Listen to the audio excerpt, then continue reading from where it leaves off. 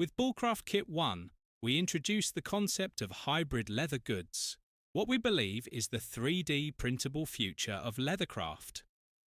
The concept brings together the advantages of 3D printable designs with the advantages of leather. To validate this approach, we created a custom case for our Fluke multimeter. The design features 3D printed side parts combined with a large leather section that forms the main body.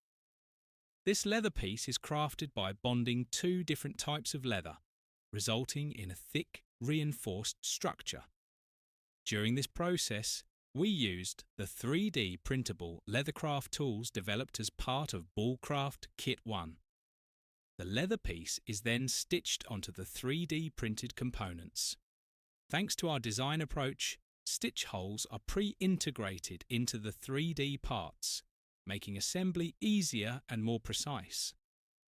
With the final accessories in place, the project was complete. We proved that hybrid leathercraft, what we call bullcrafting, works.